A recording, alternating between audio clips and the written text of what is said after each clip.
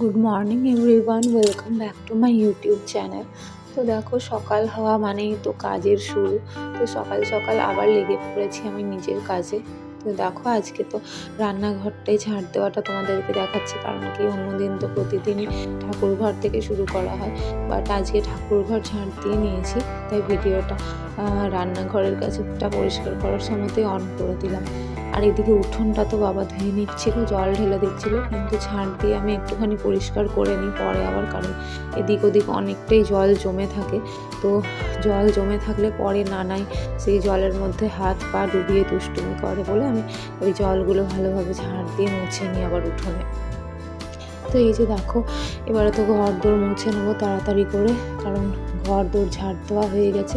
নানাই এখনও ওঠেনি, ওপরেই রয়েছে। আর ঠান্ডা পড়েছে বলে এখন খুব সাবধানে আস্তে আস্তে আমি নেমে আসি, কারণ ঠান্ডাতে যদি ও নিচে নেমে আসে না, এমনিতেই আমাদের নিচে খুব ঠান্ডা হাওয়া দেয় সকাল থেকে, তো ওর ঠান্ডা লেগে যাবে। একদমই ছোটো বাচ্চা, ওকে এখন সকালবেলা যদি নিয়ে আসি না, তো ওর শিওর সর্দি তো করবেই।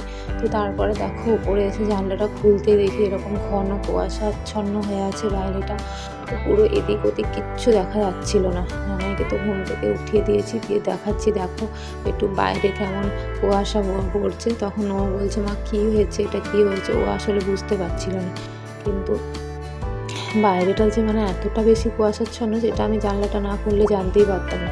আমি সকালবেলা নিচে গিয়ে যখন কাজ করছিলাম, তখন কিন্তু বুঝতে পারিনি যে এতটা কুয়াশাচ্ছন্ন হয়ে রয়েছে বাইরের দিকটা। আসলে এই দিকটা ফাঁকা মাঠ বলে ভালোভাবে বোঝা যাচ্ছে আর কি। তো এই দেখো নানাই উঠে পড়েছে, এবারে তো একটু আমার সঙ্গে খেলা করবে। আর এখন আমার ওপরের ঘরটার কিছুই গোছানো হয়নি, তো ঝটপট গুছিয়ে নিই, তারপরে নিচে চলে যাব। তো দেখো, এখানে নিচে এসে তো এবারে আলু ভেজে নিচ্ছি। তো আমি আলু ভাজছিলাম, তখন নানাই এসে বলছে যে আমিও আলুটা ভাজবো। তো আজকে উনুনেই করছি, কারণ কালকে রাত্রে গ্যাস শেষ হয়ে গেছে, আর আমাদের এক্সট্রা কোনো গ্যাস আনানো থাকে না, গ্যাস সিলিন্ডার থাকে না। তো সেই কারণে এখন তো জানি না কতদিন উনুনে রান্না করতে হবে। আর যেহেতু আমার উনুনে রান্না করার অভ্যেস নেই, সেহেতু একটু অসুবিধা তো হবেই, স্বাভাবিক।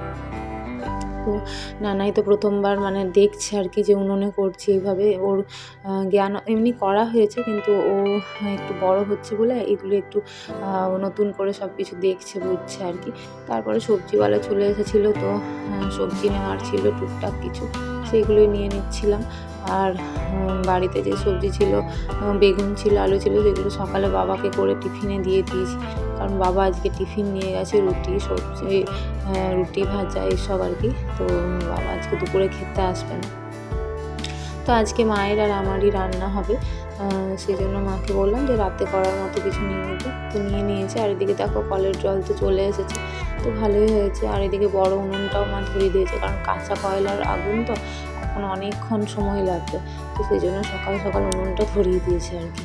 আর এদিকে বাইরে বেরোতেই দেখি প্রচুর ঢাক ঢোল পিটিয়ে আর কি যাচ্ছে। তো বুঝতে পারিনি যে কী, তো বেরোতে দেখি যে আমাদের যে পাশের গ্রামে হনুমান মন্দির প্রতিষ্ঠা হয়েছিল আগের বছর, তারই আবার কলস যাত্রা হয়েছে। তো সবাই দেখো কি সুন্দর মেয়েগুলো সাজুগুজু করে যাচ্ছে, বেশ ভালো লাগছিল। সবাই লাল পাড় সাদা শাড়ি পরেছে, সুন্দর করে সেজেছে। আর আজকে যেহেতু মঙ্গলবার, আমার তো প্রদীপ জ্বালার ছিলই, তো আমি আজকে প্রদীপ জ্বালাম হচ্ছে 21টা। তো এই যে দেখো, এবারে নানাইও ধূপ দেখিয়ে দিচ্ছে, আর আমিও এবারে প্রদীপ জ্বালার পরে রান্না করতে চলে এসেছি। তো এই যে বড় উনুনেই রান্না করছি, কারণ ওই উনুনের ভরসায় থাকলে তো রান্না হবে না, অনেক দেরি হয়ে যাবে। তো এখানে এই যে শাকটা ভেজে নিলাম, বড়ি ভেজে রেখেছি। আর এই আলু বেগুন মূলো দিয়ে একটা তরকারি করবো। তো এই তরকারিটা কিন্তু রুটির সাথে বেশ ভালো লাগে, নিরামিষ। তো তোমাদের কার কার ভালো লাগে অবশ্যই জানিও। আর উনুনে রান্না করতে গেলে কিন্তু এই এক সমস্যা, কড়াই পুড়ে একবারে যা হচ্ছে তাই হয়ে যায়। তো এই যে পুড়েই রয়েছে, এবার রান্না করতে করতে তো আরও একটুখানি পুড়বে। আর যেহেতু এই উনুনে আঁচ অনেকটা বেশি, তো সেহেতু ঝটপট করে মানে তেল দিতে না দিতেই তেল গরম হয়ে কড়াইতে দাগ হয়ে যাচ্ছে। আর আমার উনুনে রান্না করার তো অভ্যেস নেই সেরকম, তো সেই কারণে একটু অসুবিধা হচ্ছিলোই, আগেই বললাম আমি সেটা।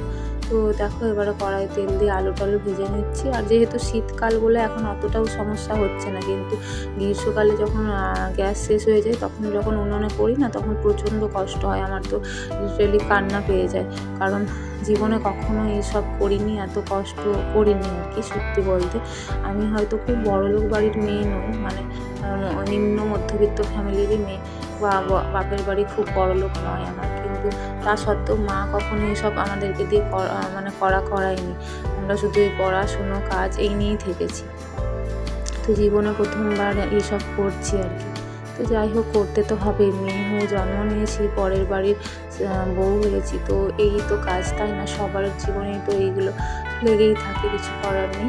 তো যাই হোক, এবার দেখো রান্না টান্না করছি। আর এমনি শীতকাল বলে উনুনের পাশে বসতে আরাম লাগছিল বটে, কিন্তু রান্না করতে একটু অসুবিধা, কারণ কি সব এদিক ওদিক হয়ে রয়েছে। এমনিতে গ্যাসে রান্না করি যখন, হাতের কাছে সবটা থাকে, তো ওইখান থেকে নিয়ে আসা, নিয়ে যাওয়া, রাখা, আবার এটা ভুলে যাচ্ছি। মানে কমসে কম 10 থেকে 15 বার তো আমার শুধু রান্নাঘর আর এখান করেই হয়ে যাচ্ছে আর কি, সময় চলে যাচ্ছে। তো কিছু করার নেই। তো এখন দেখি এই কষ্টটা কতদিন করতে হয়, কারণ গ্যাস তো বোধহয় এত তাড়াতাড়ি আসবে না, সেই কারণে।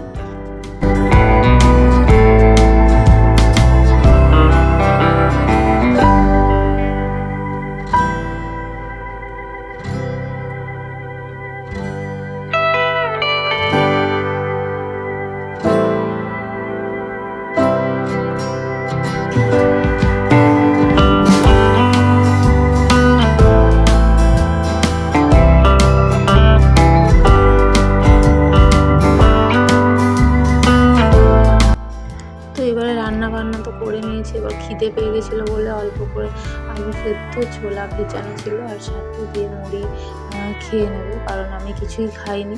সকালবেলা চা খেয়েছিলাম, তারপরে আর জলখাবারে কিছু খাওয়া হয়নি। আর এই ডালটা নানের জন্য করেছিলাম, এর মধ্যে আলু, পেঁপে, গাজর সব কিছুই দেওয়া আছে। তো এই ডালটা দিয়ে নানাইকে ভাত খাওয়াবো।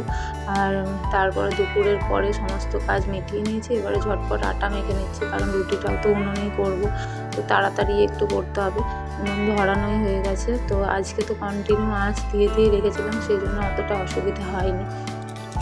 এখন বড় উনুনের মধ্যে অল্প অল্প করে আঁচ দিয়ে রেখেছিলাম বলে আঁচটা থেকে গেছে, নতুন করে আবার কাঁচা কয়লা দিয়ে আগুনটা ধরাতে লাগেনি আর কি।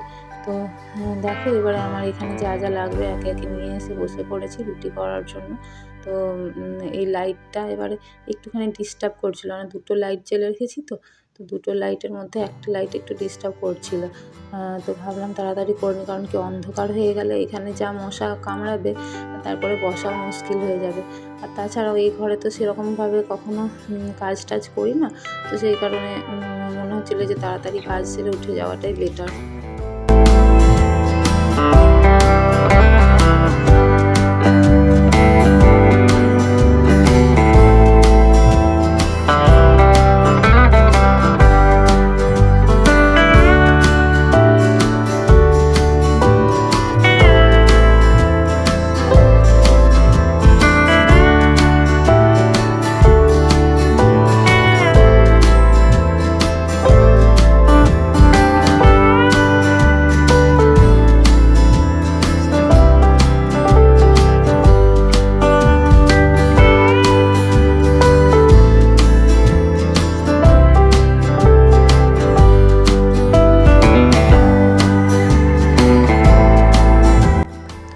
তো দেখো, যেমন ভাবছিলাম ঠিক তাই হলো।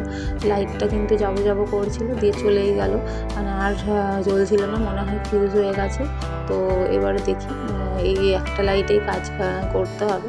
আর এই লাইটটা একটুখানি আলোটা কম, তো এই দিকেরটাই বরং ভালো ছিল, কিন্তু এবার খুলে গেছে, আর আমি খুলে লাগাতেও পারবো না। তো কাজে যেমন আছে তাড়াতাড়ি করে উঠি, কাজটা সেরে, এই আর কি।